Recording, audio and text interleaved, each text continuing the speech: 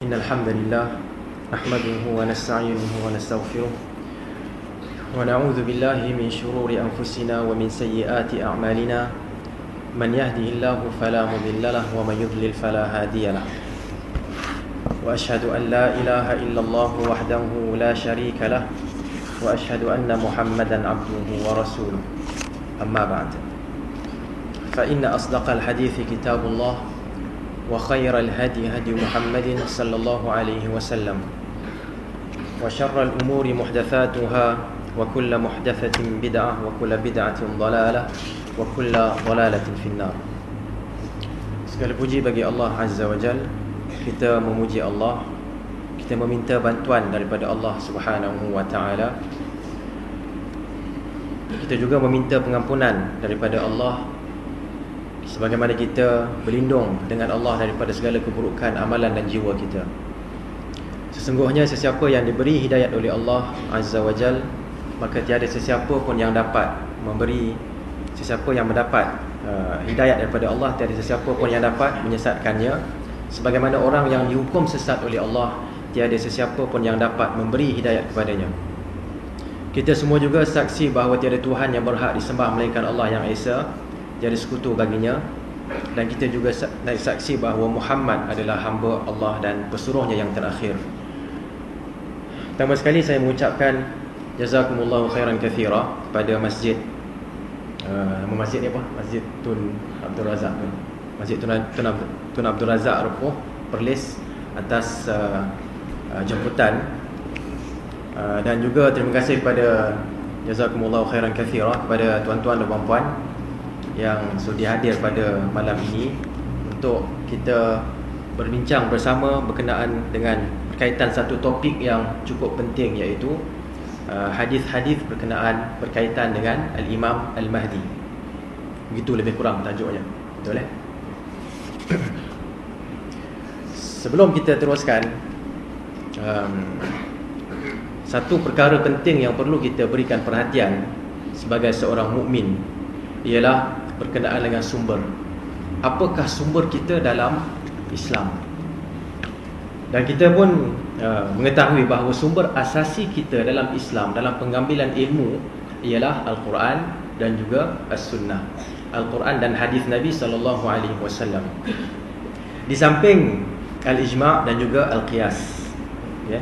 Tetapi yang paling asasi adalah Al-Quran dan Sunnah Nabi SAW. Apabila kita berbicara tentang Al-Quran, kita dapati keseluruhan Al-Quran bermula dengan Bismillahirrahmanirrahim, berakhir dengan Minal Jinnati wan Nas. Kesemuanya adalah mutawatir. Okay? Bila disebutkan mutawatir, artinya tidak ada masalah dalam penerimaannya. Okay? Cuma mungkin perlu diperbahaskan apakah maksud sebenar sesuatu ayat. Itu pun ayat yang mungkin sukar untuk difahami. Okay? Dan secara umumnya bolehlah kita perhatikan kata-kata Abdullah bin Mas'ud radhiyallahu anhu yang mengatakan Al-Quran itu terbahagi kepada 4. Ada yang difahami oleh, sebahagian daripada Al-Quran difahami oleh orang Arab dengan bahasa Arab. Sebahagian ataupun bahagian yang kedua ialah yang difahami oleh siapa? Oleh Allah Subhanahu wa Ta'ala sahaja. Bahagian yang ketiga ialah yang fahami oleh ar-rasikhuna fil ilm, orang yang mahir dalam agama. Dan bahagian yang keempat ialah semua orang tahu. Dia tak baca Quran pun dia tahu. Contohnya berkenaan dengan kejadian langit dan bumi. Kalau kita tak baca Al-Quran, kita tahu tak ada langit dan ada bumi? Kita tahu tak langit itu dicipta oleh Allah dan bumi juga dicipta oleh Allah? Semua orang tahu, siapa sama dia baca ataupun tidak. Jadi inilah 4 bahagian yang terdapat dalam Al-Quranul Karim. Okey? Dan bila kita terima Al-Quran, kita letakkan setiap satu kita letakkan Al-Quran pada 4 bahagian ini. Ada yang kita memang faham, dan ada yang memerlukan pengajian. Kita kena belajar daripada orang yang mahir dan rasikh dan pakar dalam Al-Quran. Ada yang kita perlu tahu bahasa Arab. Kalau kita tahu bahasa Arab, kita akan dapat tahu, tak perlu belajar. Kita baca, dengar saja dah tahu dan dah faham maksudnya. Dan yang keempat adalah sesuatu yang disimpan ilmunya di sisi Allah Subhanahu wa Ta'ala. Jadi itu berkenaan dengan Al-Quran. Semuanya mutawatir kita ambil. tak payah lagi nak cari kan, ayat ini adakah ayat yang sahih ataupun ayat yang palsu kan, ayat yang maudhu', ayat yang dhaif, tak payah, semuanya adalah sahih mutawatir. Siapa yang mengingkarinya maka hukumnya adalah kufur. Apabila kita melihat kepada hadis Nabi SAW ataupun kepada sunnah Nabi SAW, kita akan dapati hadis itu terbahagi kepada dua kan. Pertama ialah hadis yang mutawatir, sama seperti Al-Quran, yang mana kalau kita tolak maka kafirlah kita. Okey. Dan yang kedua ialah hadis yang ahad, yang tidak sampai ke tahap mutawatir. Kalau kita tolak hadis ini, tidak semestinya kafir, tetapi berdosa besar sekiranya hadis itu sahih. Tak apa, saya nak bagi mudah semula, saya ulang balik semula kan. Hadis ini terbagi pada dua. Hadis yang mutawatir. Erti mutawatir ialah diriwayatkan oleh begitu banyak para sahabat, disampaikan kepada begitu banyak para tabi'in, disampaikan kepada begitu banyak para tabi'ut tabi'in, sampailah ke zaman penulisan kitab, sampailah ke zaman Al-Imam Al-Bukhari. Dia tulis kitab, dia tulis hadis dalam kitabnya Sahih Al-Bukhari. Okey, dan hadis itu menjadi hadis yang mutawatir, tak boleh tolak hadis ni. Okey. Hadis yang ahad pula ialah hadis yang tak sampai ke tahap mutawatir. Mutawatir ialah sama ada 10 ataupun 20 dan ke atas lah. Paling kurang dikatakan mutawatir ialah rawinya, periwayatnya 10 orang. Ada yang mengatakan 20, ada yang mengatakan 30, ada yang mengatakan 40. Tak apa, kita ambil yang paling kurang 10 orang. Jadi kalau tak sampai, periwayat hadis itu tak sampai 10 orang, maka hadisnya ahad. Kalau dalam satu-satu apa dia panggil tu, chain of narrators ataupun silsilah ruwat, okey, rantaian periwayatan itu ada seorang, dua, satu, maka hadis itu gharib namanya. Okey, kalau 8, 3, betul 2, maka hadisnya aziz. Okey, dan kalau hadis itu 7, 6, 5 periwayatan dengan 5 orang, 7 orang, 6 orang, tiba-tiba 3 orang. Okey, maka itu adalah hadis yang masyhur. Okey, tak apalah, saya ceritakan benda ni kenapa? Kita nak jelaskan di sini, kalau hadis itu mutawatir, tolaknya hukumnya kafir. Begitulah yang telah disebutkan oleh Al-Imam Syafi'i dan banyak lagi imam-imam lain. Antaranya Imam Syafi'i sebutkan dalam kitabnya Ar-Risalah, sesiapa yang mengingkari hadis mutawatir maka dia keluar daripada Islam. Adapun hadis ahad, tuan-tuan dah tahu dah sekarang ni hadis ahad tu apa, lebih kurang. Hadis ahad yang sahih dan kuat, menolaknya hukumnya adalah berdosa. Berdosa. Okey, nak sampai ke tahap kufur tu belum lagi, tapi berdosa besar memang jelas dan pasti. Okey, dengan itu kita itu sebagai satu mukadimah yang saya letakkan. Kita perlu mengetahui mukadimah ini ataupun pendahuluan ini untuk membincangkan berkenaan dengan hadis-hadis Al-Imam Mahdi. Kenapa tajuknya hadis-hadis Al-Imam Mahdi? Kenapa bukan tajuknya ayat-ayat berkaitan dengan Al-Imam Mahdi? Kenapa? Jawapannya ialah kerana tidak ada ayat yang menceritakan tentang Al-Imam Mahdi. Jadi, kalau tak ada ayat kita tak boleh beriman. Adakah begitu? Jawapannya tidak. Allah telah nyatakan dalam surah Al-Hasyr ayat yang ke-7, wama, pertengahan ayat tu, wama atakumur rasulu fakhudhuhu wama nahakum anhu fantahu. Apa yang diberikan kepada kamu oleh Rasulullah, maka hendaklah kamu ambil. Apa sahaja yang diberikan, ambil. Wama nahakum anhu fantahu. Dan apa yang dilarang, apa yang Nabi larang kamu buat, tinggalkan. Okey, di sini ayat ini jelas menunjukkan, okay, kalaupun perkara itu tidak ada dalam Al-Quran secara langsung, secara spesifik, secara nama ataupun secara dinyatakan dengan jelas, tetapi ada dinyatakan oleh Nabi SAW, hukumnya sama sahaja. Hukumnya sama sahaja. Okey, maknanya kita wajib terima dan kita haram menentang perkara itu sekiranya hadis itu adalah hadis yang sahih. Okey? Dan Allah Subhanahu Wa Taala nyatakan lagi berkenaan dengan apa yang disampaikan oleh Rasulullah sallallahu alaihi wasallam dalam suratul Ahzab ayat yang ke-36. Wa ma kana lil mu'minin wala mu'minatin idza qada Allahu wa rasuluhu amra ay yakuna lahumul khiyaratu min amrihim. Tidak boleh bagi orang yang beriman, sama ada lelaki maupun perempuan, sekiranya Allah dan Rasulnya telah menentukan sesuatu perkara, mereka tidak boleh ada pilihan. Tidak boleh ada pilihan. Okey, Allah dah tentukan sesuatu dalam Al-Quran, kita tak boleh nak pilih Dan sekiranya Rasulullah telah pun menentukan perkara itu dalam hadis yang sahih, maka kita juga tidak boleh membuat pilihan, kita perlu menerimanya. Seperti yang disebutkan oleh Al-Imam Muhammad bin Shihab Az-Zuhri, guru kepada Al-Imam Malik bin Anas rahimahumullahu ta'ala, menyatakan bahawa minallahi at-tanzil, kan, daripada Allah apa dia? Penurunan wahyu. Wa 'ala rasuli al-balagh, dan Rasulullah buat apa? Rasulullah menyampaikan al-balaghul mubin, kan. Dan kita buat apa? Wa 'alaina apa dia? Al-ikhtiyar. Kan? Adakah ke atas kami ini, kita ini memilih? Tidak, tetapi at-taslim. At-taslim. Islam tu apa dia? Al-Islam huwal istislamu lillah, kan. Islam itu ialah kita menyerahkan diri kita kepada Allah. Jadi Allah turunkan wahyu kepada kita melalui Nabi Muhammad sallallahu alaihi wasallam. Nabi Muhammad sallallahu alaihi wasallam sampaikan kepada kita, kita kena buat apa? Kita kena terima. Okey, itu adalah tugas kita. Kalau kita tak buat tugas kita, artinya kita telah menyalahi. Dan apabila kita menyalahi yang berkaitan dengan Allah, dia akan keluarlah hukum. Kan, adakah hukum dia wajib ataupun adakah wajib kita menyalahi Allah? Kan, takkan orang nak tanya soalan tu, kan. Orang tanya apakah hukum kita menyalahi Allah? Pasti tuan-tuan dan puan-puan, kita semua akan jawab hukumnya adalah apa dia? Berdosa. Tahap dosa tu tertakluklah.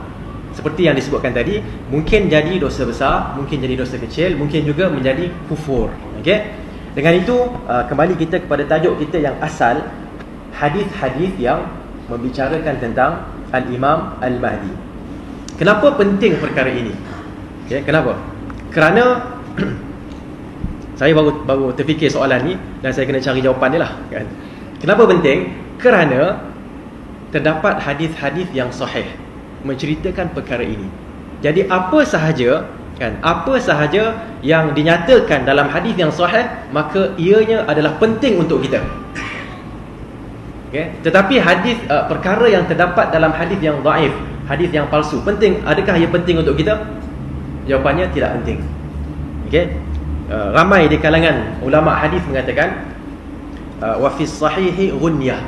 Okey, dan di dalam hadis-hadis yang sahih itu terdapatnya apa kita nak sebut, ghunyah ni kekayaan ataupun mencukupi. Kita nak cari agama, carilah dalam nas-nas yang sahih. Sama ada Al-Quran memang pasti, ataupun nak cari hadis, carilah hadis yang sahih sahaja, jangan cari hadis yang dhaif, apatah lagi jangan cari hadis yang maudhu' dan palsu. Okey. Jadi dengan itu kita rasanya dah boleh mulalah perbincangan kita. Saya rasa tuan-tuan dan puan-puan, benda ni mungkin dah apa dipanggil, dah di, orang kadang-kadang orang sebut dah digulai, kan. Dah digulai dan dah dimakan pun, dah hadam pun, kan, mukadimah yang saya sebutkan tadi. Alhamdulillah. Tapi tidak mengapa, kita memberikan peringatan. Wa dzakir fa inna dzikra tanfa'ul mu'minin. Berilah peringatan kerana peringatan itu akan memberi manfaat kepada mereka yang beriman. Apabila kita ingin membicarakan tentang sesuatu perkara, apakah garis panduan yang boleh kita gunakan, daripada Al-Quran dalam usaha kita untuk mengenal pasti sesuatu perkara? Soalan saya tinggi sangat, saya kena ubah sikit, kan. Ikut dengan gaya UKM tu. Kita lupa kita dah keluar dari UKM, kan, hari ni, ya. Okey, saya cuba ulang semua soalan, kerana akhirnya saya tak faham soalan tu, kan. Soalannya ialah apa tadi? Kalau kita nak tahu, kalau kita nak mengetahui sesuatu perkara, apakah caranya? Okey. Adakah kita boleh tanya semua orang, ambil pandangan umum berkenaan dengan solat, boleh tak? Kita nak tahu cara solat, kita tanya semua orang, macam mana cara solat? Kita tanya yang siapa-siapa sajalah, yang ada pengetahuan agama, yang tak ada pun kita tanya, apa pandangan anda dengan tudung? Dan tanya semua orang, mesti dapat banyak jawapan, kan? Betul tak? Jadi adakah itu cara yang betul? Jawapannya saya rasa tuan-tuan dah tahu dah, tak betul lah. Kita nak dapat sesuatu perkara, kita mesti tanya orang yang ahli sahaja. Tanya orang yang ahli. Fas'alu ahla dzikri in kuntum la ta'lamun. Tanyalah orang yang mempunyai pengetahuan sekiranya kamu tidak mengetahui.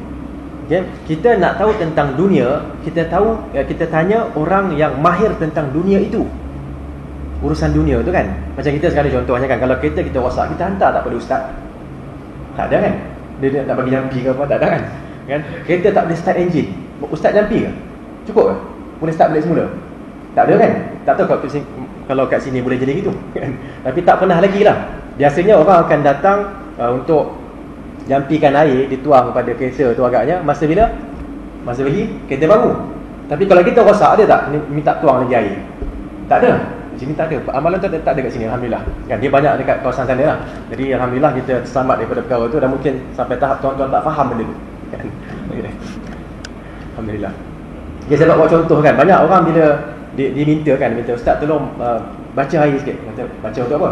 Kan baca Quran. Kerana baru beli kereta baru. Kan? Jadi saya tak biasa buat lah itu. Tapi apa yang saya tahu ialah Nabi ajak, kalau beli benda baru, kenderaan, letakkan atas kepala kenderaan itu dan bacakan doa dia kan. Allahumma inni as'aluka min khairiha wa khairi ma jabaltaha alaihi. Kan? Ya Allah, aku minta kebaikan, okey, apa yang kenderaan ini, okey, dan apa dia kebaikan yang ada lah pada yang biasanya digunakan pada kenderaan ini. Okey, sama juga masa kahwin dengan isteri kita tu, kan, letak sepatutnya pegang kepala kita. Pernah buat tak nak? Kan? Itu satu sunnah tu, itu bukan jampi-jampi tak. Kan? Kita pegang kepala dia dan kita doakan. Tapi janganlah dia marah pula kan kalau kena pegang kepala kan. Baik. Kita dapati di sini berkenaan dengan hadis-hadis tadi, okey. Kita perlu bertanya kepada yang ahli. Jangan tanya kepada yang tidak ahli, yang bukan ahli. Kerana kalau kita tanya pada orang yang bukan ahli, pasti dan pasti kita tak akan dapat jawapannya. Ataupun kan, pasti dan pasti kita akan dapat jawapan yang salah. Bila dapat jawapan yang salah, kita lepas tu barulah terdengar daripada orang yang ahli. Tiba-tiba kita, tadi ada seorang tu cakap macam ni, kenapa pula ini cakap macam ni? Apa jawapannya? Senang je. Yang pertama tidak ahli, yang kedua ahli. Selesai. Okay? Dan tahap keahlian pun kadang-kadang kita kena perhatikan. Tahap keahlian mungkin ada yang kepakarannya lebih tinggi lagi. Okay? Jadi contohnya dalam bahasa Arab, dia telah menguasai bahasa Arab. Jadi bila membaca hadis Nabi, dia mendapati tidak ada percanggahan antara dua hadis ini. Di kalangan para ulama kita, Al-Imam Syafi'i dan lain-lain, mengatakan kalau ada dua hadis yang bercanggahan, bawa kepada kami. Kenapa? Supaya apa? Supaya saya boleh serasikan, saya boleh bagi huraian dan menunjukkan hadisnya tak bercanggah. Yang bercanggah adalah kefahaman kamu terhadap hadis itu. Okey? Jadi itulah yang kita perlu lakukan. Pertama sekali, tanya kepada ahlinya. Dan dalam bidang ini sudah pastilah kita perlu bertanya kepada, pertama ialah ahli sunnati wal jamaah. Jangan tanya ahlul bid'ati wal furqah. Kan, lawan dia ahli sunnah, lawan dia ahlul bid'ah. Wal jamaah, lawan dia wal furqah. Furqah, perpecahan. Okey. Kita kena tanya ahli sunnati wal jamaah. Jangan tanya orang yang tidak berpegang dengan sunnah. Okay, dan jangan tanya orang yang tidak bersatu di atas kebenaran. Kerana maksud jamaah bukannya ramai. Jamaah masjid memanglah kan. Tetapi maksud jamaah di sisi istilah agama ialah seperti yang disebutkan oleh Abdullah bin Mas'ud radhiyallahu anhu wa ardhah, ma wafaqal haqqa wa in kunta wahdak. Apa yang menepati kebenaran walaupun engkau keseorangan. Nampak tak? Itu yang difahami oleh Abdullah bin Mas'ud radhiyallahu anhu ardhah. Okey. Jadi dengan itu kita kembali semula. Saya mungkin merewang sikit, kemudian kita balik semula kan. Kita nak tengok sekarang ni hadis-hadis berkenaan dengan Al-Imam Al-Mahdi rahimahullahu. Okey. Imam Al-Mahdi, sebut rahimahullah boleh juga. Rahimahullah tidak semestinya dia tu dah mati. Okey. Jangan kita faham hadis Al-Mahdi rahimahullah artinya dia yang telah mati. Tak, dia tak keluar lagi pun. Okey. Al-Syekh Abdul Muhsin Al-Abbad, Syekh Abdul Muhsin Al-Abbad, muhaddis Ad-Diyar As-Saudiyah, okay, ahli hadis di negara Arab Saudi. Dia mempunyai beberapa perkataan ataupun kenyataan berkenaan dengan Imam Mahdi ni. Okay. Dia kata, "Wa man arada an yaqifa 'ala at-tahqiq al-mu'tabar bi sha'n al-Mahdi al-muntazar, fayumkinuhu dhalika bil ittila'i 'ala ar-risalati allati a'addaha al-Syekh Abdul Alim Abdul Azim Al-Hindi." Okay. Dia kata siapa yang nak capai tahap penelitian yang hebat, okey, berkenaan dengan Al-Imam Al-Mahdi Al-Muntazar yang dinanti-nantikan, maka bolehlah dia melihat satu risalah, iaitu satu tesis yang dibuat oleh Syekh Abdul Alim Abdul Azim Al-Hindi. Orang ni orang apa? Orang India.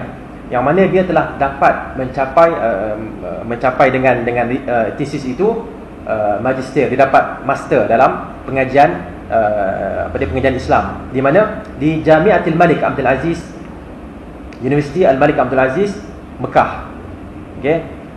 Dan disebutkan lagi di sini perbincangan kitabnya itu sampai ke bilangan mencapai 600 safhah, 600 apa? 600 muka surat. Okey. Dengan tajuk Al-Ahadithul Waridah fil Mahdi fi Mizanil Jarh wa Ta'dil. Tajuknya hadis-hadis yang berkaitan dengan Imam Mahdi dalam timbangan ilmu jarah dan ta'dil. Ini ilmu hadis, okey, yang menentukan kesahihan sesuatu hadis. Okey. Dan panjanglah dia kata, tapi saya nak ambil yang bawah tu. Dia kata bahawa okey, mimma ja'alaha bihaqqin fima a'lam afdal wa awsa' marji'in yurja'u ilaihi fi hadhihi al-mas'alah. Okey.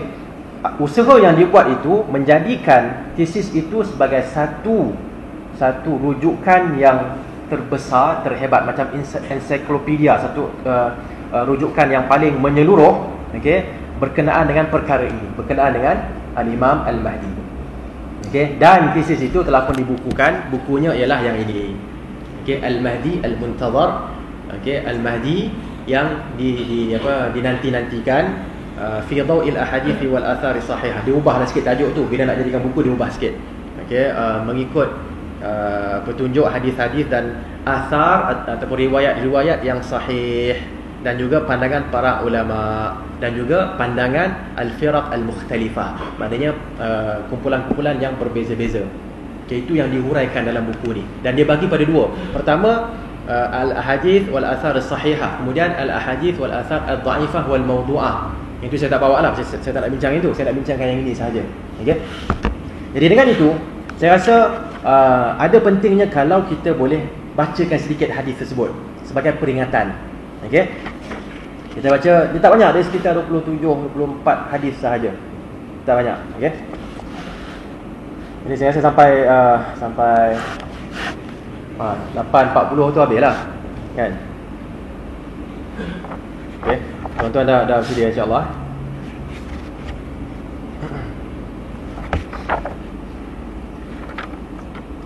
Kita akan melihat hadis-hadis berkenaan dengan perkara ini. Kemudian kita akan melihat juga apakah yang boleh kita rumuskan daripada hadis-hadis itu.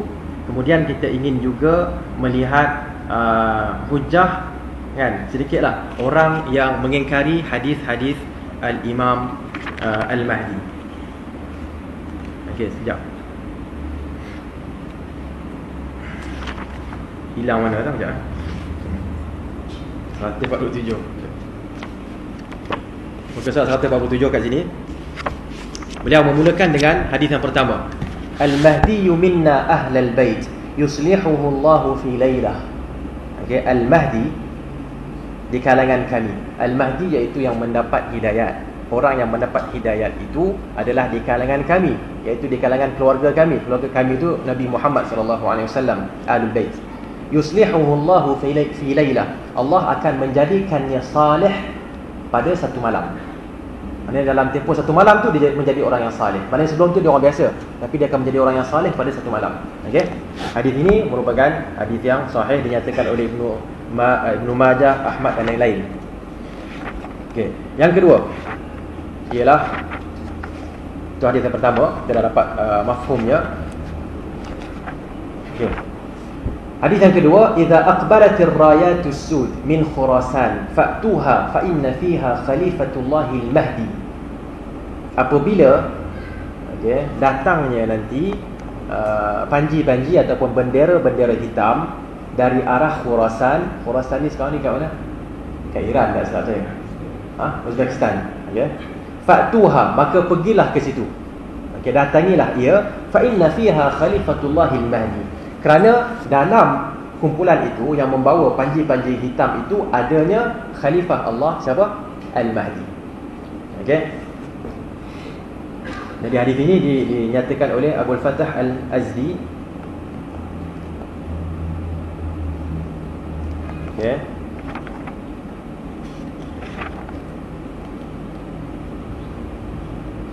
Dan hadis ini sesuai untuk istishhad, sesuai untuk dijadikan sokongan dalam memperdalilkan hadis. Okey. Hadis yang ketiga daripada Abu Sa'id Al-Khudri bahawa Nabi SAW telah bersabda, "Yakhruju fi akhir ummati al-Mahdi, yasqihi Allahu al-ghaitha wa tukhriju al-ardu nabataha wa yu'ti al-mala sahaha wa takthuru al-mashiyatu wa ta'zumu al-ummah, ya'ishu sab'an aw thamaniyan ya'ni hijaja." Okey. Akan keluar di akhir zaman nanti Al-Mahdi. Okey, maknanya Al-Mahdi kita faham maksudnya orang yang mendapat hidayat. Yasqihi Allahul ghaith, Allah akan memberinya menyiramnya dengan air hujan. Maksudnya akan memberikannya air hujan yang subur. Okey, wa tukhrijul ardu nabataha, dan bumi akan menjadi subur, akan mengeluarkan tanamannya. Wa yu'til mala sahaha, dan dia akan memberi harta dengan banyak. Maka maknanya zaman itu akan jadi zaman yang cukup kaya. Dia akan memberi harta dengan banyak. Dia tak kira-kira lagi dah, orang datang minta dia bagi je. Okey. Wa takthurul mashiyatu, dan binatang ternakan akan menjadi banyak. Wa ta'zumul ummatu, umat Islam pun akan menjadi kuat, okey, dan besar. Ya'ishu sab'an, dia akan hidup 7 atau 8, iaitu tahun. 7 atau 8 tahun. Okey. Ini diriwayatkan oleh Al-Hakim dalam Al-Mustadrak dan sanadnya sahih. Hadis yang keempat, Al-Mahdi minni, Al-Imam Mahdi dariku, maknanya dari keluargaku. Ajlal jabahah. Ajlal jabahah maksudnya apa dia panggil lah, dahinya luas. Okey. Aqnal anf, hidungnya mancung. Okey, dan mancung tajam lah. Okey. Yamla'ul arda qistan. Jadi kalau sesiapa yang nak tengok, nak mengaku Mahdi, kena tengok hidung dia dulu, kan, kena tengok dahi dia macam mana. Okey. Tengok kalau hidung dia macam hidung saya, kan, macam hidung sebahagian macam Dr. Azman, tak jadilah, tak boleh. Tak cukup lagi. Dia kena mancung, dan mancung macam Nabi SAW, mancung yang tajam. Okey. Yamla'ul arda qistan wa adla. Dia akan memenuhkan dunia ini qistan wa adlan, dengan keadilan dan qistan lebih kurang maksudnya sama dengan keadilan. Keadilan dan apa dia? Kesaksamaan. Kama muliat zulman wa jawra. Sebagaimana bumi ini sebelumnya dipenuhi dengan kezaliman dan ketidakadilan. Wa yamliku sab'a sinin. Dia akan berkuasa selama 7 tahun. Okey. Hadis Abu Daud dan lain-lain. Okey. Hadisnya hasan. Mana hasan tu? Hasan yang popular, kan. Hadis sahih, kan, itu yang paling hebat sekali. Bawahnya hadis hasan. Okey, kuat juga tetapi tak sampai ke tahap yang sahih. Masih kuat lagi, boleh diterima untuk penghujahan. Bawahnya hadis dhaif. Bawahnya lagi maka disebutkan sebagai hadis palsu. Okey. Jadi kalau kita sebut sahih, hasan, maksudnya boleh diterima untuk penghujahan. Hadis yang kelima, yakunu fi ummatil mahdiyyu in tala umruhu aw qasura 'asha 7 sinin aw 8 sinin aw 9 sinin, yamla'ul arda qistan wa 'adla, tukhrijul ardu nabataha wa tumtiru as-sama'u qatraha. Okey. Dan dalam satu riwayat lain, wa ta'ishu ummati fi zamanihi 'aishan lam ta'ishu qabla dhalik. Hadis ini bermaksud akan wujud dalam umatku ini Al-Mahdi. Okey, sama ada panjang ataupun pendek umurnya, dia akan hidup selama 7 tahun atau 8 tahun atau 9 tahun. Okey. Dia akan memenuhkan bumi ini dengan qistan wa adla, sama dari keadilan dan kesaksamaan. Bumi akan mengeluarkan hasil tanamannya, dan langit akan menurunkan, menghujani bumi ataupun menurunkan hujan yang menjadikan bumi itu subur. Okey. Dan dalam satu riwayat lain yang sama, okey, umatku akan hidup pada zamannya dengan kehidupan yang tidak ada contoh sebelumnya. Maknanya dalam kehidupan yang cukup diberkati, okey, dengan kesenangan. Okay. Kemudian hadis yang keenam, yanzilu Isa bin Maryam. Isa bin Maryam akan turun. Fayaqulu amiruhumul Mahdi. Maka ketua mereka Al-Mahdi yang mendapat hidayat itu akan berkata kepada Isa bin Maryam, ta'ala salli bina, dan marilah, tampillah ke hadapan, sembahyanglah menjadi imam kepada kami. Fayaqulu la inna ba'dakum amiru ba'din. Maka Isa akan berkata, tidak, sesungguhnya sebahagian daripada kamu adalah pemerintah kepada yang lain. Takrimatallahi lihadil ummah, penghormatan untuk umat ini. Ini adalah satu penghormatan untuk umat ini, umat Nabi Muhammad. Okey. Hadis ni kita mudahkan sebutannya. Nabi Isa turun, okey, Imam Mahdi baru nak sembahyang sembahyang subuh. Jadi Imam Mahdi panggil, Nabi datang kan. Okey, silakan jadi imam. Jadi Nabi Isa kata tidak. Tidak, engkau lah akan jadi imam. Ini sebagai penghormatan kepada umat ini. Okey. Hadis ini diriwayatkan oleh Al-Harith bin Abi Usamah dalam musnadnya dan Abu Nu'aim dalam Akhbarul Mahdi. Okay, dan khulasahnya hadis ini adalah hadis yang sahih. Kemudian yang ketujuh, yaqtatilu 'inda kanzikum thalathatun kulluhum ibnu khalifah thumma la yasiru ila wahidin minhum thumma tatlu'u ar-rayatu as-sudu min qibali al-mashriq fayaqtulunakum qatlan lam yaqtulhu qaumun. Okey. Tiga orang akan berperang, okay, untuk mendapatkan satu harta. Okay. Semua mereka itu, tiga orang itu adalah anak khalifah, anak pemerintah kan. Kemudian seorang pun takkan dapat yang itu. Tiba-tiba akan keluarnya ar-rayat, panji-panji hitam tadi yang kita sebut tadi, okay, dari arah masyriq, iaitu dari arah timur. Mereka akan memerangi, fayaqtulunakum qatlan, dan mereka akan memerangi kamu semua, okey, dengan membunuh kamu semua dengan bunuhan yang dahsyat. Okey, fa idza sami'tum bihi fa'tuhu wa fabayi'uhu walau habwan 'ala thalji fa innahu khalifatullah al-mahdi. Kalau kamu semua dengar tentang berita itu, maka pergilah dan berilah bai'ah kepadanya walaupun secara merangkak atas salji. Walaupun maknanya dalam keadaan yang cukup susah pun pergi juga, kerana itulah dia Khalifatullah Al-Mahdi. Okey. Hadis Ibnu Majah dan lain-lain. Okey. Dan merupakan hadis yang sahih. Kemudian hadis yang ke-8. Al-Mahdi min itrati min waladi Fatimah. Ummu Salamah mengatakan bahawa Nabi SAW telah bersabda, Al-Mahdi adalah di kalangan itrati. Itrah artinya usrah ataupun ahlul bait, samalah. Al-Mahdi adalah di kalangan keluargaku, keturunanku, min waladi Fatimah, dari anak Fatimah. Okey. Hadis Abi Daud dan lain-lain juga merupakan hadis yang sahih. Okey. Teruskan lagi, sanadnya hasan. Kemudian kita dapati daripada situ dah selesai. Okey, dah selesai. Berapa tadi saya baca? 8. Okey, saya baca 8 hadis. Kemudian kita nak tengok pula asar ataupun riwayat dari para sahabat. Okey. Riwayat dari kalangan para sahabat. Nak kira 9 pun boleh, nak kira 1 pun boleh, tak apalah, kan. Tapi saya kira 9 kat sini. Jadi dah 8 hadis. Ini adalah asar-asar ataupun riwayat-riwayat daripada kalangan para sahabat. Ali berkata, Al-Mahdi minna ahlal bait yuslihuhu Allahu fi lailah. Sama juga dengan hadis tadi. Maksudnya Mahdi adalah di kalangan keluarga kami. Pasal Ali pun keluarga Nabi SAW, dan Allah akan mengislahkannya, menjadikannya salih dalam masa satu malam. Okey. Baik. Kemudian yang ke-10. Yang ke-10 ialah daripada Muhammad bin Al-Hanafiyah. Dia berkata, Muhammad bin Hanafiyah adalah anak kepada Ali radhiyallahu anhu, daripada ibu yang lain, bukan daripada Fatimah. Okey.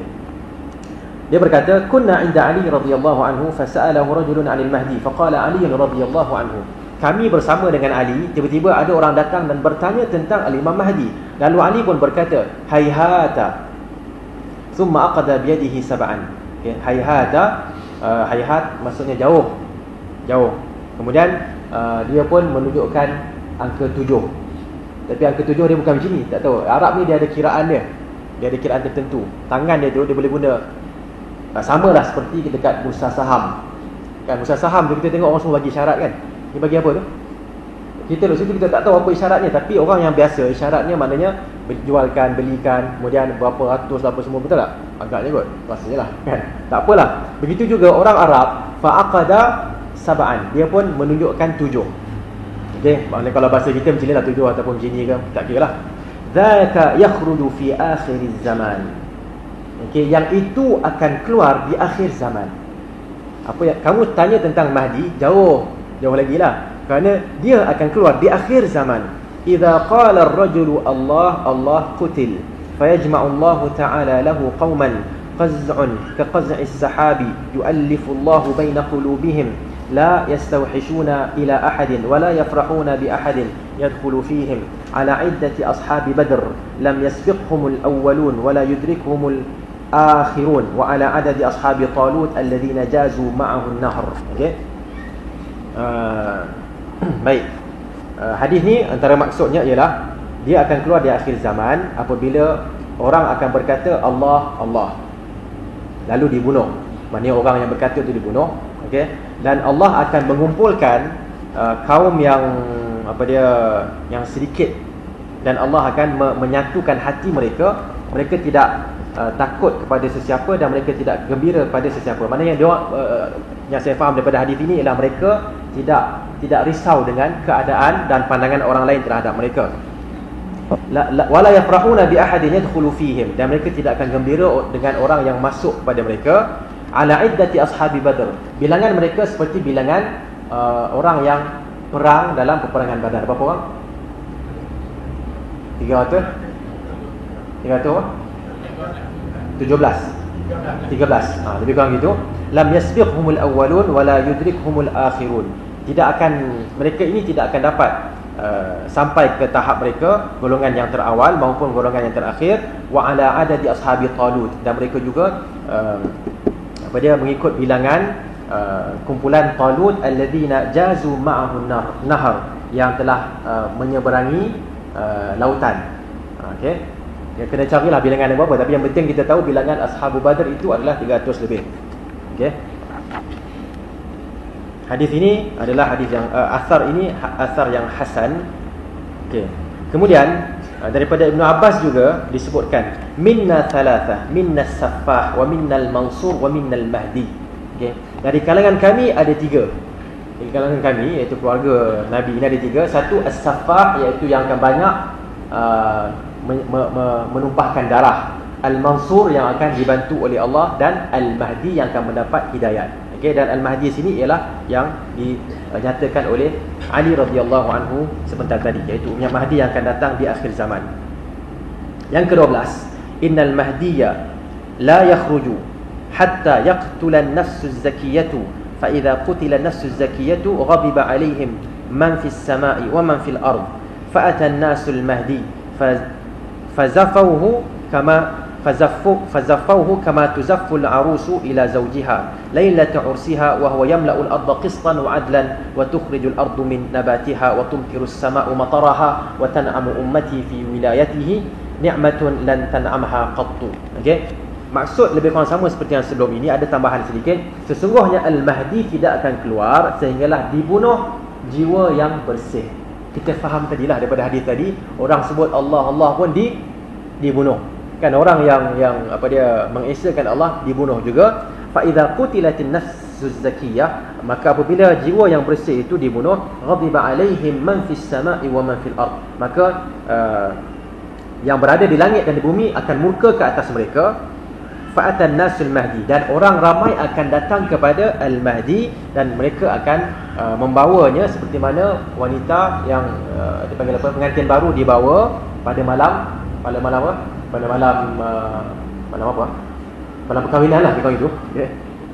Dan maknanya dia akan dibawa secara kita sebut disokong kan, okay, dikeluarkan. Wa huwa yamla'ul ardha qistan, sama dengan tadi, dan dia iaitu al-mahdi akan memenuhkan muka bumi ini dengan keadilan dan kesaksamaan.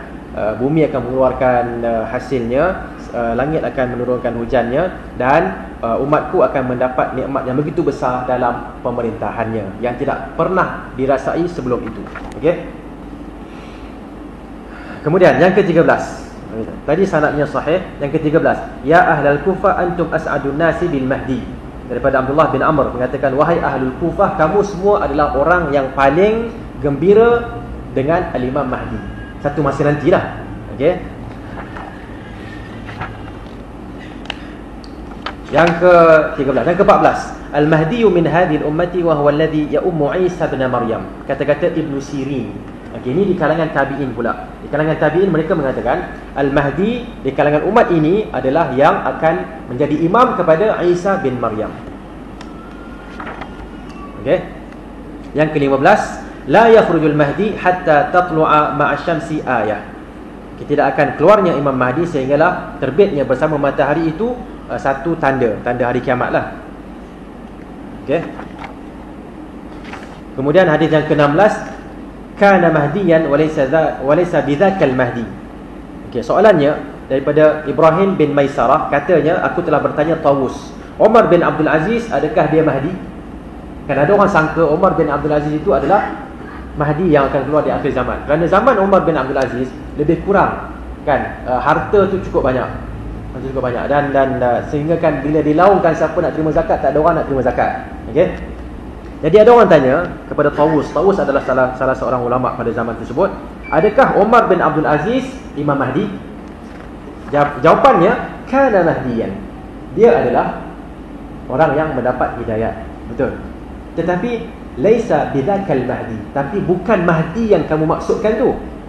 Faham ya? Dia bukan Imam Mahdi yang akhir zaman tu, tidak. Tapi dia adalah salah seorang daripada yang mendapat hidayat. Tak ada masalah yang itu. Okey. Idza kana zida al-muhsinu fi ihsanihi wa tiba 'ala al-musii min isaatihi wa huwa yabdhulu al-mala wa yashtaddu 'ala al-'ummali wa yarhamu al-masakin. Itu tambahannya. Okey. Banyak lagi ni. Sikit di sini. Ada 19. Okey, kita habiskan. Saya takut banyak sangat mengambil masa. Kita ada bajet 6 minit lagi, insya-Allah. Okey. Idza kana zida al-muhsinu fi ihsanihi bidzaka. Okey, Mahdi yang dimaksudkan itu ialah orang yang muhsin, yang berkelakuan baik, akan ditambahkan kepada kebaikannya, watiba 'alal musii min isaatihi, dan akan diterima taubat daripada orang yang membuat kesilapan, okey, daripada kesilapannya itu. Dan wahwa, iaitu Imam Mahdi yang sebenarnya nanti, yabdhulul mala, dia akan menyebarkan atau memberikan harta, wa yashtaddu 'alal ummal, dan dia akan mencari ataupun dia akan yashtaddu 'alal ummal, maksudnya yang saya faham di sini adalah dia akan mencari pekerja-pekerja, okey, wa yarhamul masakin, dia akan mencari pekerja-pekerja untuk diberikan harta, dan juga dia akan merahmati orang-orang yang miskin. Ibnu Abi Syaibah dan lain-lain, merupakan hadis yang hasan. Hadis yang ke-17 ataupun asar yang ke-17, al-Mahdiyu haqqun hu. Okey.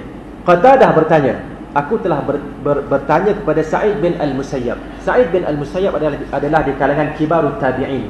Tabi'in yang agak veteran. Okey. Jadi Qatadah tanya, al-Mahdi adakah benar? Tolong sebut Mahdi ni kan, betul ke tak betul? Qala haqqun. Okey. Sa'id bin Musayyab kata benar. Qala qultu mimman huwa. Ditanya lagi. Macam kadang-kadang kita berdiskusi kan dengan ustaz-ustaz kita kan. Okey, jadi bila ditanya mimman huwa, dia daripada siapa? Maknanya dari kalangan siapa? Kabilah mana? Okey. Jawapan Sa'id bin Al-Musayyib, daripada Quraisy. Qultu min ayyi Quraisy? Ya, Quraisy pula, Quraisy yang mana satu? Kan? Okey. Qala min Bani Hashim, dari Bani Hashim. Qultu min ayyi Bani Hashim? Bani Hashim pun banyak. Bani Hashim yang mana satu? Okay. Qala min Bani Abdul Muttalib, dari Bani Abdul Muttalib. Qultu min ayyi Abdul Muttalib? Okay, Abdul Muttalib pun ramai kan? Okay, daripada Abdul Muttalib tu sendiri, anak dia kan 10 orang. Okay, daripada situ berapa? Yang mana satu? Okay. Qala min waladi Fatimah. Dia kata dari anak Fatimah. Maksudnya dari keturunan Fatimah radhiyallahu anhum ajma'in. Okay. Kemudian hadis itu hasan tahapnya. Yang ke-18, kita ada 19. Yang ke-18 adalah okey, balaghana daripada Matar, qala balaghana anna al-Mahdiya yasna'u shay'an lam yasna'hu Umar ibn Abdul Aziz. Qulna ma hu? Okey, Matar ni salah seorang ulama di kalangan saya tak pasti, tapi saya rasa di kalangan tabi'in. Okey, kerana asar ini biasanya diambil daripada sahabat dengan tabi'in. sampai kepada kami bahawa Mahdi akan membuat sesuatu yang tidak dibuat oleh Umar bin Abdul Aziz. Kerana orang, kan kita dah baca tadi, ramai orang memperkatakan Umar bin Abdul Aziz adalah Imam Mahdi. Jadi Matar datang mengatakan bahawa kami dengar dia, iaitu Mahdi yang sebenarnya itu, membuat sesuatu yang tidak dibuat oleh Al-Imam, oleh siapa dia? Al-Khalifatul Rashid Umar bin Abdul Aziz. Qulna ma huwa, apa dia? Kami bertanya apakah amalan itu? Qala ya'tihi rajulun fayas'aluhu fayaqul udkhul baital mal fakhudh. Yang Umar bin Abdul Aziz tak buat, tetapi akan dibuat oleh Al-Mahdi ialah datang seorang lelaki minta yas'al, maksudnya minta duit lah. Ya, lalu dia akan berkata, masuklah ke Baitul Mal, masuklah ke apa dia? Pusat apa dia panggil ni? Apa dia? Perbendaharaan negara, okey. Banyak harta situ, masuk dan ambil lah. Fayadkhul fayakhudh. Dia pun masuk, dia pun ambil. Fayakhruj fayaran nasa shiba'an fayandam fayarja' ilaihi. Okey, maka dia pun masuk dan dia nampak orang semua shiba'an, dia nampak orang semua shiba'an maksudnya kekenyangan. Fayandam, maka dia menyesal, fayarja' ilaihi, dan dia kembali kepada siapa? Kepada Al-Mahdi dan berkata, khudh ma a'taitani, ambillah apa yang kau bagi pada aku ini. Fayaba wa yaqul inna nu'ti wa la na'khudh, kami memberi tapi kami tak ambil. Okey, maksudnya dia datang tu, yang kita faham daripada sini lah. Dia datang, dia ambil, dia nak bagilah pada orang. Tapi dia datang, dia keluar tengok semua orang dah kaya. Okey, semua orang dah kekenyangan, maksudnya semua orang dah ada harta, dah dapat dah. Jadi ni siapa nak ambil ni? Kan, saya yang datang ni pun dah kenyang juga. Kan nak makan apa banyak-banyak kan. So balik semula kepada Imam Mahdi mengatakan, ambillah kami, semua orang dah kenyang. Jadi Imam Mahdi mengatakan, inna nu'ti wa la na'khudh, kami memberi tapi kami tak akan ambil semula. Okey.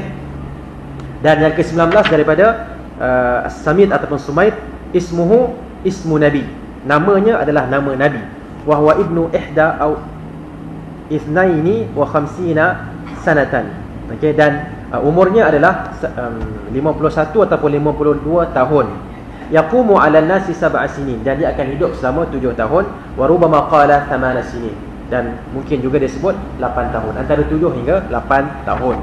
So ini adalah antara hadis-hadis dan juga asar-asar ataupun riwayat dari kalangan sahabat dan juga tabi'in yang berada pada tahap sahih dan juga hasan. Okey, so ada berapa tadi? Ada 19 hadis lebih kurang, ataupun 19 riwayat lah kita sebut secara umumnya. Dan 19 ni kita rasa cukup tak untuk kita percaya? Ke nak kena berapa? 200 ke 2000 ke apa? Kan? Kita kata kalau ikutkan, kalau ada satu hadis yang sahih pun kita terima dah, tak ada masalah. Apatah lagi kalau ada 9 tadi hadis dan juga selebihnya tu dalam 10, sekitar 10 berkenaan dengan riwayat-riwayat para sahabat, riwayat-riwayat tabi'in. Kita nak tanyalah, sahabat bila cerita tentang Imam Mahdi, dia fikir sendiri ke dia dengar daripada Nabi? Rasa-rasalah. Kalau seorang sahabat contohnya, dia menceritakan tentang syurga, dalam syurga nanti ada sekian-sekian, rasa-rasa dia duduk termenung kan, duduk termenung sekejap, agaknya syurga ada macam ni, dia pun keluarkan hadis, saya rasa ataupun dalam syurga ada sekian-sekian. Boleh tak? Boleh tak dia buat begitu? Tak boleh, mesti ada sesuatu pengkhabaran yang sampai kepadanya. Tapi kadang-kadang para sahabat bila mereka menceritakan, kadang-kadang mereka tidak sebut Nabi bersabda, dia tak sebut yang itu. Tetapi tetap para ulama kita bila melihat isi yang disampaikan oleh para sahabat, kalau isi itu berkaitan dengan perkara yang tak dapat dilihat oleh mata, perkara ghaib, mereka akan mengatakan walaupun disebut oleh sahabat, tetapi tentang perkara ghaib pasti mereka dapat perkara itu dari Nabi SAW. Okey. Begitu juga dengan tabi'in. Kalau tabi'in cerita, dia belajar daripada sahabat, tapi bila orang tanya dia jawab. Dia tak katalah pula Nabi kata ataupun sahabat Ibn Abbas kata. Rasa-rasa dia ambil dari siapa? Dia dikenali sebagai anak murid sahabat, dia jawab. Okay, kita bolehlah meletakkan 90%, bahkan 95%, bahkan lebih daripada itu, mengatakan bahawa tabi'in itu kemungkinan besar dan amat besar dia menjawab berdasarkan ilmu yang disampaikan oleh sahabat Nabi kepadanya, dan sahabat itu ambil daripada siapa? Daripada Nabi SAW. Okey, jadi itulah sebenarnya pendirian ulama Islam bila melihat kepada hadis-hadis Al-Imam Mahdi. Kita sebut tadi ada 19. Dan sebenarnya banyak lagi hadis-hadis yang berkenaan dengan Imam Mahdi. Cuma selebihnya adalah dhaif dan palsu. Okey. Sekarang ni cuba tuan-tuan bayangkan. Ada hadis yang sahih. Okey. Tiba-tiba ada juga hadis yang palsu. Dan kita baca sama-sama. Kita kumpulkan hadis yang sahih pun ada, hadis yang palsu pun kita baca sama. Apa akan jadi pada kita? Macam laru lah. Otak kita kan yang sahih nampak macam okey, tapi yang palsu ni pula cerita yang bukan-bukan. Banyaklah yang lain-lain tu. Okey. Jadi kita bila dengar pun kita akan rasa macam pelik. Contohlah kita sebut contoh lain macam hadis tentang Dajjal. Ada tak siapa pernah dengar Dajjal ni kalau dia nak ambil, dia nak makan ikan bakar kan? Dia buat apa? Dia buat apa? Ada pernah dengar tak? Saya pernah dengar lah. Dia akan ambil ikan tu, dia akan bakar dekat matahari. Dajjal tu bakar kat matahari.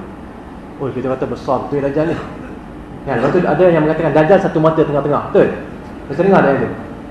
Kan kalau kita tanya orang kan Dajjal berapa mata? Jawapan anak-anak kita agaknya, adik-adik kita berapa? Satu kat tengah-tengah ni. Okay, sebab tu ada mungkin kartun-kartun orang apa dia? Ahli kitab kan. Kartun yang badan besar-besar, apa dia macam Imlaq ataupun giant yang ada tu, adalah giant mata satu. Kemungkinan besar daripada hadis-hadis yang Israiliyat, okey, ataupun hadis-hadis yang palsu. Kita pun ambil dan kita pun bagi tanpa saringan. Kita tak tapis terlebih dahulu. Tapi kalau kita tapis, kita tahu Dajjal adalah manusia. Cuma dia berikan keistimewaan, matanya dua. Bukannya satu kat tengah, tidak. Okey, matanya dua. Okey, dan memang dia ada keistimewaan yang Allah berikan, tapi taklah sampai ke tahap boleh bakar ikan bakar dekat matahari, taklah sampai tahap tu. Okey. Baik, saya rasa sekarang ni kita nak pergi kepada satu perkara lain. Selepas kita dah melihat sedikit sebanyak tentang hadis itu, kita nak tengok apakah yang dikatakan oleh para ulama Islam. Para ulama kita cakap apa? Kan pasal mereka terlebih dahulu telah pun membicarakan tentang Imam Mahdi. Okey. Contohnya yang kita sebut kat sini, Al-Hafidh Abdul Hasan Muhammad Ibn Al-Husain Al-Aburri telah mengatakan dalam kitabnya Manaqibus Syafi'i.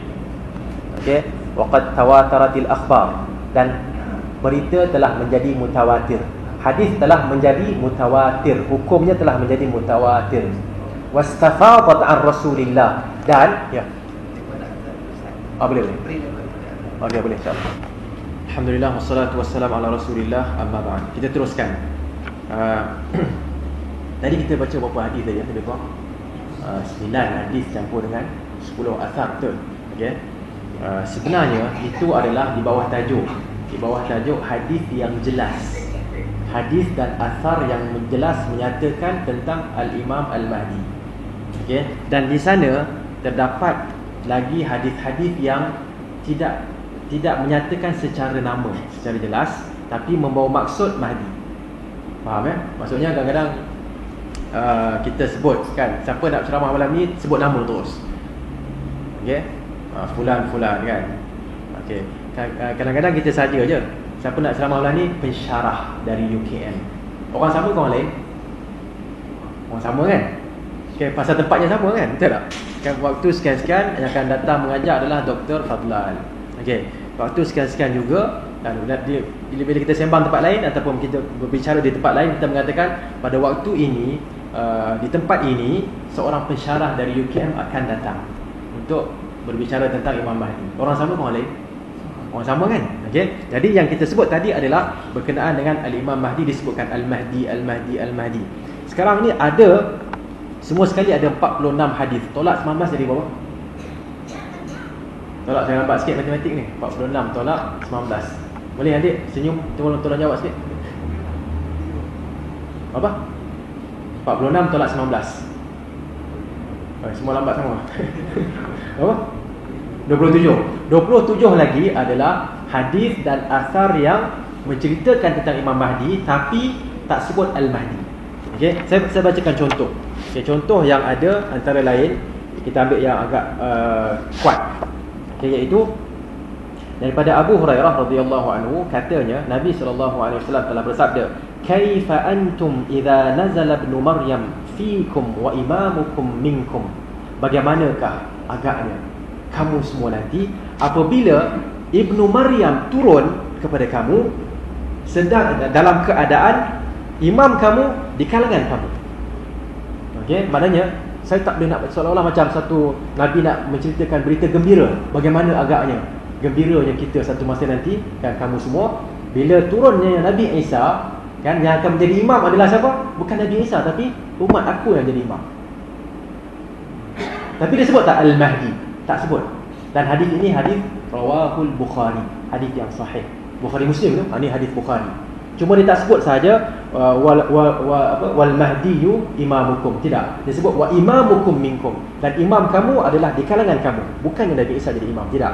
Jadi hadis ini boleh dah dikaitkan dengan hadis yang awal-awal kita bacakan tadi, bahawa bila Imam Mahdi pelawa siapa? Isa bin Maryam untuk menjadi Nabiullah alaihi salam, untuk menjadi imam, dia tak nak. Dan dia kata tidak. Penghormatan untuk umat ini kamu yang akan menjadi imam. Okey? Baik. So banyak lagi lah kita tak baca yang itu. Terus kita kepada beberapa kata-kata para ulama berkenaan dengan mutawatirnya perkara ini. Okey, cerita tentang ataupun kepercayaan tentang Imam Mahdi adalah satu benda yang mutawatir. Okey. Mutawatir sini ada dua.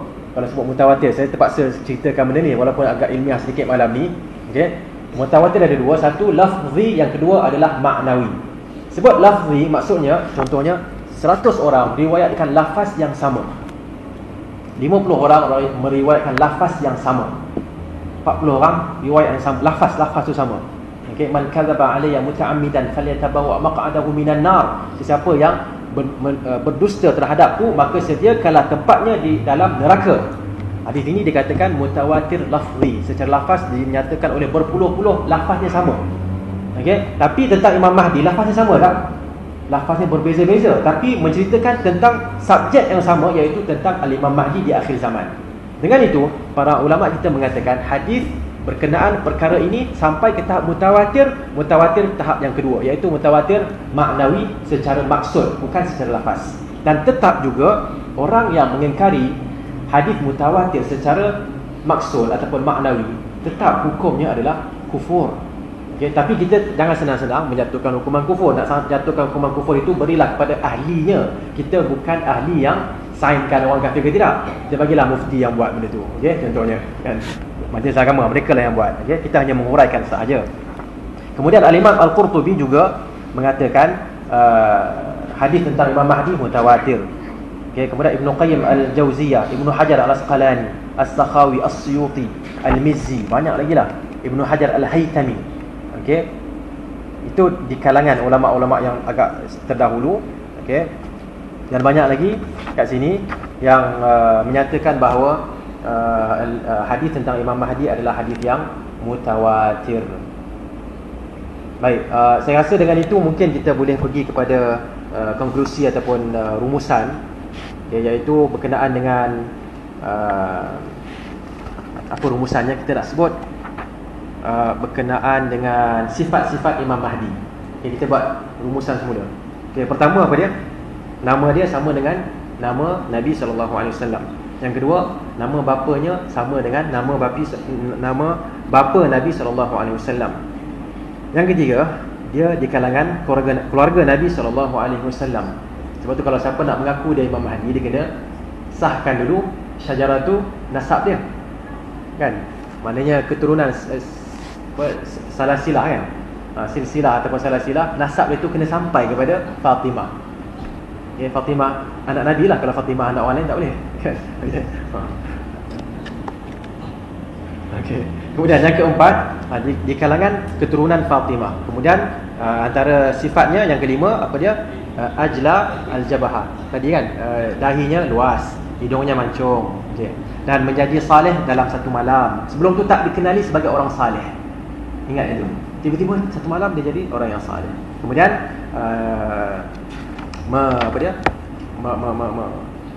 memenuhkan muka bumi ini dengan ataupun sebelum itu, sebelum dia datang, muka bumi dunia ini penuh dengan kezaliman dan ketidakadilan. Dia datang, dia akan mengubahnya kepada keadilan dan kesaksamaan. Yang kesembilan, okey, Imam Ibn Hibban dan lain-lain mengatakan dialah yang dibai'ah di antara Ruknul Yamani dan Maqam Ibrahim. Ada hadis yang menyebutkan ada seorang akan dibai'ah di situ. Okey. Kemudian yang ke-10, dia akan menjadi memerintah dalam tempoh 7 tahun. Okey. Yang ke-11, dia akan berada di akhir zaman. Okey, dekat-dekat dengan kiamat. Maknanya di zaman dia itulah akan adanya Nabi Isa. Bila adanya Nabi Isa, artinya ada apa? Ada Dajjal. Bila adanya Dajjal, artinya ada Ya'juj wa Ma'juj. Jadi kalau orang tu mengatakan dia Mahdi, kita kena tanya Nabi Isa nya mana? Dajjal nya mana? Ya'juj Ma'juj nya mana? Okey. Dan biasanya tanda-tanda hari kiamat besar, kalau berlaku dia akan terus. Lepas tu tak lama lepas tu akan ditarik nyawa orang Islam dan berlakulah hari kiamat. Okey. Yang ke-12, akan keluarnya panji-panji hitam dari arah Khurasan. Okay, yang ke-13, Allah akan menurunkan hujan untuknya. Okay, dengan itu yang ke-14, bumi akan menjadi subur. Yang ke-15, binatang ternakan akan jadi banyak. Yang ke-16, umat akan menjadi besar. Okay. Yang ke-17, nikmat yang cukup banyak, tidak ada sepertinya sebelum itu. Yang ke-18, dia akan memberi harta tanpa sekatan. Yang ke-19, dia akan memberi harta dengan banyak sekali. Dia yahti maksudnya orang datang minta dia ambil, bagi gitu. Dia bukannya kiraan anak berapa, tak ada. Bagi tu itu je. Okey. Yang ke-20 ialah memberi harta tanpa mengira. Okey, dan yang ke-21, Nabi Isa akan turun dan sembahyang di belakangnya. Okey. Ini kalau siapa nak mengaku dia Imam Mahdi akhir zaman, dia kena pastikan belakang dia adalah Nabi Isa. Dan Nabi Isa ni bukan Nabi Isa yang datang dari kampung mana-mana, tak, turun dari langit. Turun dari langit, pegang 2 malaikat macam tu. Okey, bila idza taqta'a, bila dia menggerakkan kepalanya sedikit, akan dia menitik air. Kenapa? Kerana Nabi Isa masa dia angkat, dia baru lepas mandi. Jadi fresh, sama juga dia turunkan seolah-olah dalam keadaan yang sama. Jadi bila turunkan kepala dia akan turun titik-titik air mandiannya itu. Nampak tak? Turun pegang malaikat. Bukannya turun orang papah dia, tidak pun itu. Okey, kena ingat benda tu. Dan yang ke-21 ialah Abu Daud mengatakan dia adalah di kalangan khulafa yang 12. Dan yang ke-23, Ibn Hibban mengatakan bahawa tentera yang akan yukhsaf, iaitu yang akan dimakan bumi nanti, adalah tentera yang nak lawan Imam Mahdi di akhir zaman nanti. So, itu adalah ringkasan dia berkenaan dengan Al-Imam Al-Mahdi radhiyallahu anhu wa rahimahullah. Okey, secara umum juga saya ada masa dalam 3 minit insya-Allah subhanahu wa taala, kita nak ceritakan ada tak orang yang mengingkari Imam Mahdi? Ada. Kan? Dan ada tak orang yang salah guna hadis-hadis Imam Mahdi? Ada juga. Ada orang mengaku dialah Imam Mahdi. Ada orang mengaku dia bukan Imam Mahdi lagi, dia Imam Mahdi, kemudian dia tu Isa bin Maryam, kan, dan dialah nabi. Okey, menggantikan Nabi Muhammad sallallahu alaihi wasallam. Okey. Jadi apa sebenarnya yang berlaku kat sini? Pertama ialah tidak membezakan antara hadis yang sahih dan hadis yang tidak sahih, sama ada dhaif ataupun palsu. Okey. Yang kedua, adanya pemikiran yang corrupted atau pemikiran yang menyeleweng. Memang syaitan ganggu dia, okey, untuk dia selewengkan, selewengkan pemikiran dia, lalu dia juga menyelewengkan hadis-hadis berkenaan dengan Imam Mahdi, mengatakan dialah Imam Mahdi. Okey. Sedangkan sifat-sifat yang diberikan tidak ada. Okey, dan Imam Mahdi, bila sebut Imam Mahdi, tiba-tiba dialah jadi siapa? Dia juga jadi Isa.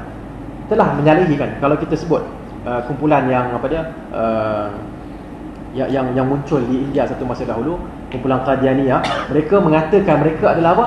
Mereka adalah dia punya ghulam tu lah, ghulam Ahmad, kan, Mirza Ghulam Ahmad, kan, Mirza Khan. So dia mengatakan yang mula-mula dia apa? Dia adalah Mahdi. Tiba-tiba dia tukar jadi Isa, kan. Lepas tu akhirnya dia menjadi nabi yang tersendiri. Bukan Isa, tak, tukar. Okey. Dan penterjemahan dia adalah penterjemahan mengikut hawa nafsu. Saya pernah mengajar di satu tempat berkenaan dengan pemikiran kesilapan penyelewengan yang dibuat oleh kumpulan ni dalam pentafsiran. Mereka menggunakan akal semata-mata. Akal semata-mata untuk nak guna mana-mana ayat ditukarkan terus. Ahli sunnah wal jamaah kalau nak ubah satu ayat, kena nak huraikan satu ayat, kena ada siapa cakap yang kamu cakap ni. Imam mana yang cakap? Imam Syafi'i ke? Imam Ahmad ke? Ataupun guru dia Imam Malik? Ataupun rakan pada Imam Malik, rakan seperjuangan, iaitu Imam Abu Hanifah, siapa? Ataupun yang lain-lain, Laith, tak kira lah apa dia, Waqi' dan sebagainya. Siapa cakap benda ni? Dia bukan boleh saya cakap sendiri lah, tak boleh. Okey, tapi itulah yang dilakukan dan menyebabkan akhirnya ada orang mengingkari. Bila orang salah guna, kan, ada di kalangan ulama ahli sunnah pun ada yang mengingkari, seperti Ibn Khaldun mengatakan tak ada langsung hadis yang sahih kecuali sikit ni ada. Tapi sebut kecuali sikit. Nah, amat sikit, bukan sikit. Walakinnal qalil wa aqallu minal qalil. Okey, soalan kita dah timbulkan tadi. Kalau ada satu hadis cukup tak? Sebenarnya satu hadis pun cukup dah. Al-Imam Syafi'i sendiri pun dalam kitab risalahnya mengatakan bahawa hujah itu tertegak. Hujah itu tertegak dengan hadis yang satu. Disebabkan itulah siapa? Rasulullah hantar ke negeri Yaman. Berapa orang dia hantar? Mu'adz bin Jabal. Yang hantar lagi siapa? Abu Musa al-Asy'ari. Seorang dua orang. Ini ahad ke mutawatir?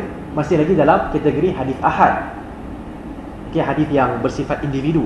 Tapi mereka menyampaikan apa? Nabi kata falyakun awwala ma tad'uhum ilaihi syahadatu an la ilaha illallah. Perkara pertama yang kamu ajak mereka adalah naik saksi tiada Tuhan yang berhak disembah melainkan Allah. Ini apa? Akidah ke ataupun fiqh, solat? Akidah kan? Berapa orang yang sampaikan? 2 orang, seorang. Masih perlu diterima. Okey. Jadi dengan itu kita konklusi kita ialah apa dia? Ialah dalam usaha kita untuk memahami sesuatu isu, bezakan dahulu.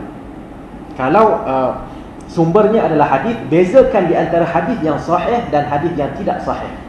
Okey, bila kita dah bezakan, ya, di situ barulah kita buat kenyataan berdasarkan hadis yang sahih sahaja. Jangan buat kenyataan, okey, sama ada menerima ataupun menolak berdasarkan semua yang kita himpun.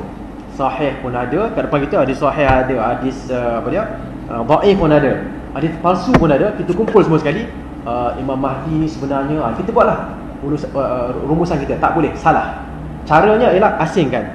Okey, asingkan. Okey, batu-batu tu keluarkan dulu kan. Nak buat kek kena buat apa? Biasa kakak-kakak kita tahulah, nak buat kek boleh tak ambil terus apa? Ambil terus tepung tu masak terus. Lepas tu terus bagi hidang kat orang. Boleh tak? Tak boleh, kita kena apa? Ayak. Apa? Ayak tu. Kita kena ayak dulu kan. Okay. Sebut pun tak erti pasal tak bisa buat. Kena ayat dulu. Batu ni nak boleh masuk dah. Ada batu lah, masuk semula boleh? Boleh tak akak kat belakang? Tak boleh kan? Okay. Kena buang batu lah apa semua. Buang. Okey, lepas tu kena buat apa lagi? Banyak prosesnya. Okey, jadi itu juga lebih kurang. Bahkan lebih hebat lagi kalau nak makan kek begitu teliti. Cerita tentang Imam Mahdi ikut suka, boleh ke? Semua hadis yang kita ambil saja, tak ada masalah. Yang pentingnya hadis, Ustaz. Ini hadis tak yang pentingnya? Tak boleh. Yang pentingnya hadis yang sahih sahaja. Okey, saya rasa itu sahaja dan masa pun dah lebih 2 minit. Dengan itu kita tutup dengan bacaan tasbih al-kaffarah. Subhanakallahumma wa bihamdik asyhadu an la ilaha illa anta astaghfiruka wa atubu ilaik. Sallallahu alaihi nabiyina Muhammad wa ala alihi wa sahbihi wasallam.